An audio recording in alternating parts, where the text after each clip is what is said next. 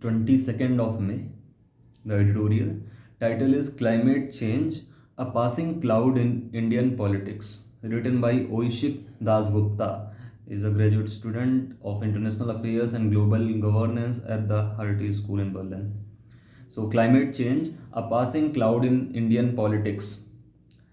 The fifth phase of India's general election is over, and the electoral rhetoric of both the major parties, BJP, led by Prime Minister Modi, and the Indian National Congress, have conspicuously sidelined one of the most critical issues of our times, climate change. They have conspicuously sidelined one of the most critical issues of our times, climate change. This omission is particularly stark against the backdrop of global environmental crisis and the pressing demands for sustainable development. Recent events such as environmental activist Sonam Wangchuk's outcry over ecological degradation in Ladakh, underscoring the urgency of integrating robust climate action into national policy frameworks, shows us how critical climate mitigation and adaptation has become and its urgent need to become political, especially for electoral politics.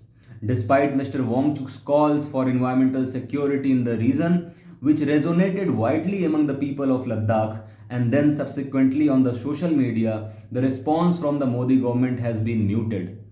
This lack of response is symptomatic of a larger political reluctance to engage with environmental issues as central electoral themes. A calculated omission.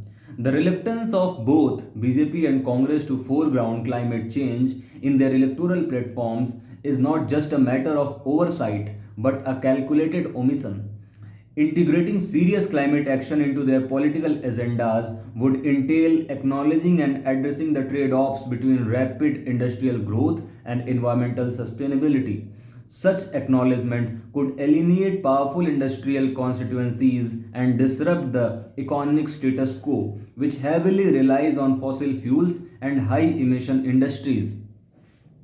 This strategic avoidance plays out in the manifestos where climate policies, if mentioned, are vague and lack commitment to specific measurable actions. For instance, the Congress Party's manifesto has a chapter Environment Protection and Climate Change Authority and proposes a Green New Deal investment program without clear directives or commitments to specific reductions in carbon emissions.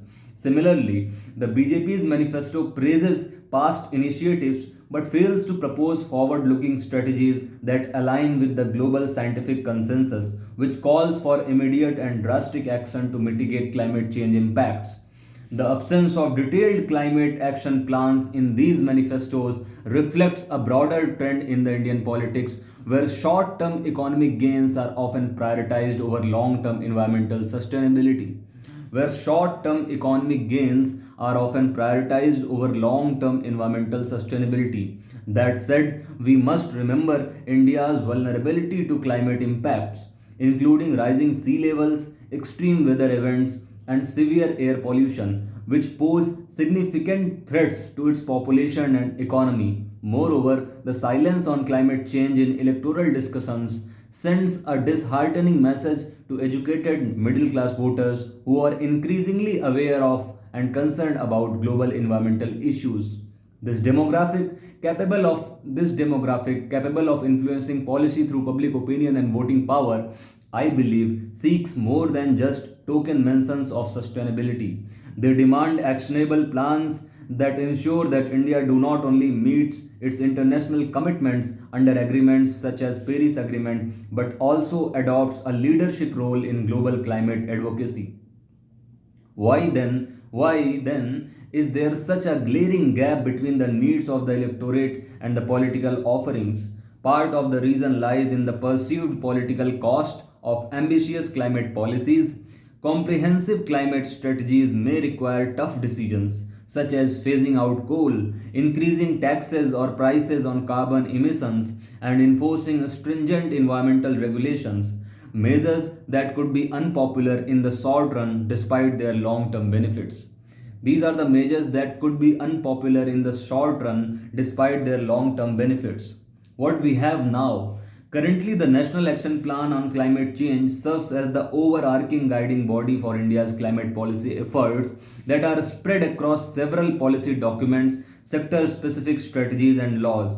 In 2023, some very important policy documents and laws covering the energy sector emerged, which included the National Electricity Plan 2023, National Green Hydrogen Mission, and the Energy Conservation Act 2022. These documents and laws play a crucial role. These documents and laws play a crucial role in shaping the energy landscape. That said, one must note that the Indian leadership has shown no commitments in the phasing out coal. These policies, however, are top down in nature.